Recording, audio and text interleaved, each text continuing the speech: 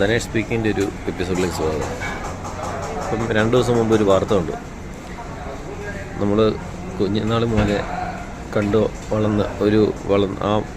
വളർന്നു വരുന്ന ഒരു പ്രായം നമ്മൾ കണ്ട ഒരു ചെറുപ്പക്കാരൻ, ഒരു ആക്ടർ, തട്ടിയും മുട്ടിയിലൂടെയും ഒക്കെ ഫേമസ് ആയ സിദ്ധാർത്ഥ് പ്രഭു ഇപ്പം ഉപ്പുമുളകിനകത്ത് വന്നു. അപ്പം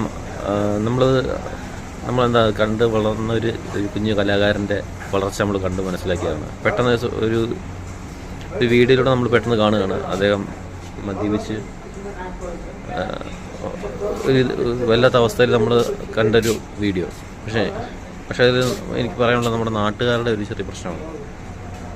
ഈ ഒരു ആക്ടർ അല്ലെങ്കിൽ ആൾ അറിയുന്ന ഒരു വ്യക്തി അല്ലാതെ എത്രയോ ആൾക്കാർ ഈ റോഡിൽ കിടന്ന് അഭ്യാസങ്ങൾ കാണിക്കുന്നു, മദ്യവെച്ചിട്ട് അഭ്യാസങ്ങൾ കാണിക്കുന്നു, ട്രാഫിക് ബ്ലോക്ക് ഉണ്ടാക്കുന്നു, എല്ലാം നമ്മൾ കാണുന്നുണ്ട്.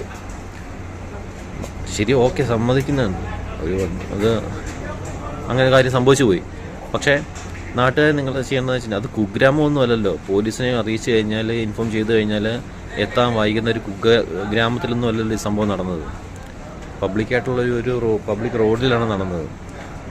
അപ്പോൾ അവരെ വിളിച്ച് ഇൻഫോം ചെയ്യുക. എന്തെങ്കിലും നാട്ടുകാർക്ക് തടസ്സം പറ്റുന്ന രീതിയിൽ എന്തെങ്കിലും പ്രശ്നങ്ങളുണ്ടാകും. ശരി, ഒരു ആക്സിഡൻറ്റ് അവിടെ നടന്നു, ഒരാളെ ഇടിച്ചിട്ടു, ഓക്കെ, അപ്പോഴേ അത് പോലീസിനെ ഇൻഫോം ചെയ്ത് അവർക്ക് കൈമാറുക എന്നുള്ളതാണ്. പക്ഷെ നാട്ടുകാരെ ചെയ്ത് കുറച്ച് അതിക്രമമായി പോയെന്നാണ് അത് വീഡിയോ കാണുമ്പോൾ പിടിച്ച് കെട്ടിയിടുക.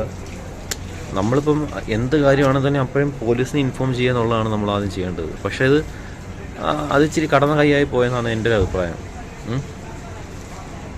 അത് ഒരിക്കലും പാടില്ല അങ്ങനെ ചെയ്യുന്നത്.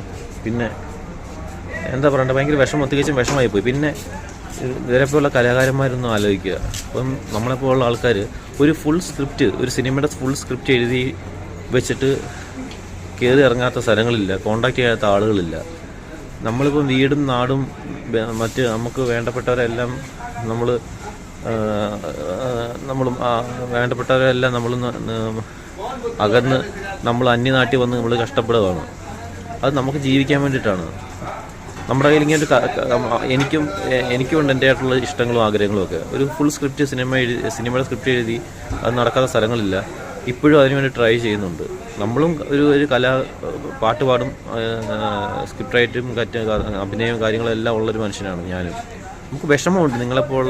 നിങ്ങളെപ്പോലുള്ള ഒരു ആർട്ടിസ്റ്റുകൾ, അതും ചെറുപ്പക്കാർ, എന്നെക്കാലൊക്കെ എത്ര വയസ്സിന് ഇളയ ഒരു പയ്യനാണത്. ഇങ്ങനെയൊക്കെ കാണുമ്പോൾ നമ്മൾ ഈ ഫീൽഡിൽ വരാൻ ആഗ്രഹിക്കുന്ന ആൾക്കാരാണ്. ഒരുപാട് കഷ്ടപ്പെടുന്നുണ്ട്. പക്ഷേ ഇപ്പോഴും നമ്മൾ നാടും വീടും എല്ലാം വിട്ട് അന്യനാട്ടിൽ